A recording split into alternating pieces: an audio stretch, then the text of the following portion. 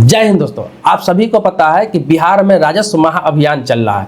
राजस्व महाअभियान का क्या मकसद है आपको बता दूं। उसका मकसद था जो लोगों की परेशानी है जमीन को लेकर, वो परेशानी खत्म करना।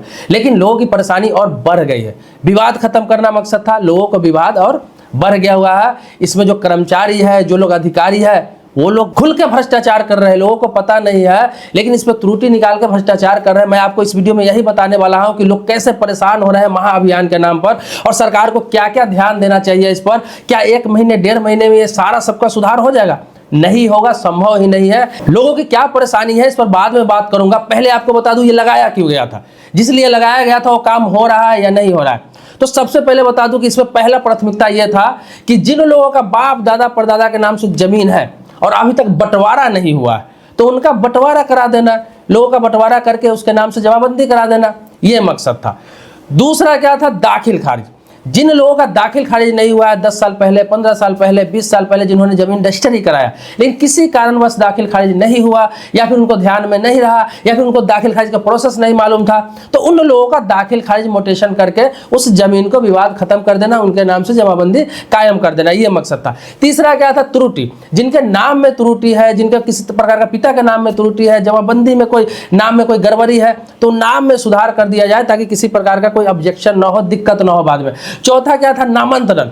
मान ली दादा के नाम से, परदादा के नाम से, या फिर किसी और के नाम से जमीन है, या फिर किसी गिफ्ट डीड हो गया, किसी प्रकार का वसीयत वाला उसको जमीन मिला हुआ है, तो उसको उसके नाम से ट्रांसफर कर दिया जाए।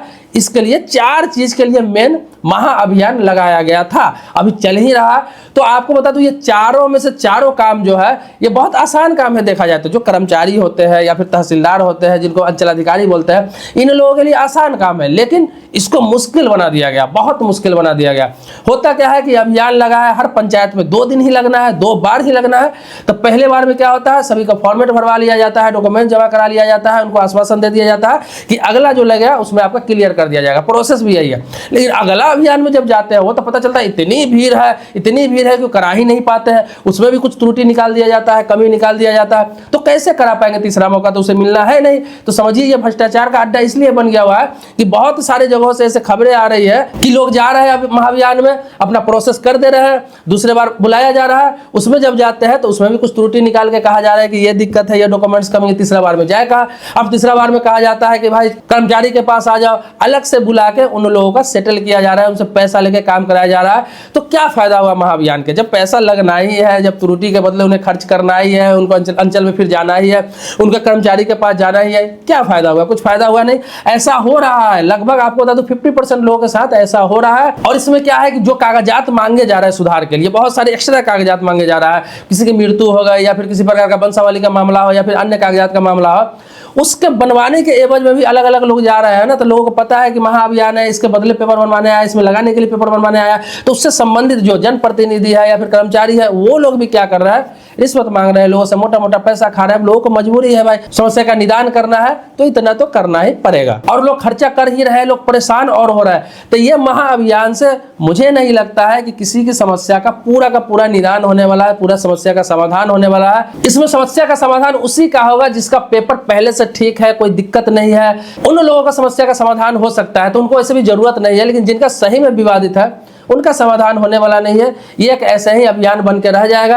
अगर समाधान कराना था तो इसका सबसे अच्छा प्रोसेस ये था कि जिस तरह जनगणना बिहार में कराया गया, जिस तरह घर घर जाके आप जनगणना कराए, जातीय जनगणना करा दिया, मतलब जात गिन दिए, वहाँ पर धर्म गिन दिए, वहाँ पर लोग कितना इनकम करता है वो गिन दिए, पूरे के पूरे आबादी गिन दिए।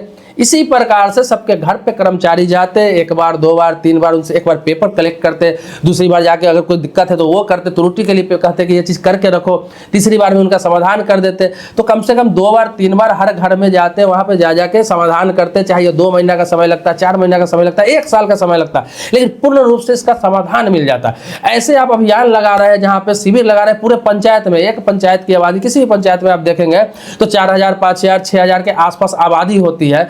अब मान लीजिए आप महाअभियान वहां पे लगा रहे हैं, एक बार 2000 3000 4000 आदमी वहां पे खड़ा हो जा रहा है, कैसे आप उसका निदान करेंगे? 2 कर्मचारी, एक अंचलाधिकारी ऐसे मिलकर कैसे वहां पे समाधान कर लेंगे? 4 5 10 स्टाफ रहते हैं, आपको लगता है कि 4 5 4 लोगों के मामला का हल कर देंगे आप? तो ये प्रोसेस ही गलत है, ये कैंप लगाने का प्रोसेस ही गलत है। ये तो वही बात हो गई जो आज से 40 साल 50 साल पहले जो सर्वे हुआ था बिहार में, और इसी तरह से महाअभियान चलाया गया था, गांव गांव कैंप लगाया गया था, और बहुत सारी त्रुटि हुई। किसी की जमीन किसी के नाम सर्वे हो गया, किसी का जमीन किसी ने करा लिया, किसी का कब्जा किसी ने कर लिया, ऐसा हुआ था। अभी डिजिटल जमाना है, आप चाहे तो 1 2 3 बार में ऑनलाइन तरीके से सारा चीज का समाधान कर सकते हैं, हर चीज को ऑनलाइन कर सकते हैं।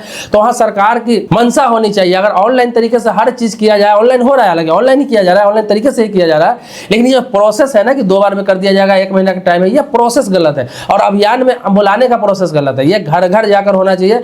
और आपको बता दूं, जब तक घर घर जाकर नहीं होगा तब तक सबकी समस्या का समाधान नहीं होगा। हो सकता है 20% समस्या का समाधान हो जाए, 40% समस्या का समाधान हो जाए, लेकिन 50% 70% 100% समस्या का समाधान हो जाए कभी नहीं होने वाला है जमीन के मामले में। क्योंकि बिहार में जितना जमीन का विवाद है ना, आपको बता दूं, सिर्फ देश की नहीं बात, तो वर्ल्ड में कहीं नहीं है। वहां भाई भाई की जमीन से लड़ाई है, वहां चाचा भतीजे की जमीन से लड़ाई है, वहां पर पटीदार पटीदार की जमीन से लड़ाई है, खानदान में जमीन से लड़ाई है, पड़ोसी से जमीन से लड़ाई है। अगर कोई नहीं है तो कहीं पे जमीन काटने का, आरी डनेर छाटने का, उसकी लड़ाई है, छोटी छोटी बात की लेकर लड़ाई है, बहुत सारे जमीन के केस चल रहा है।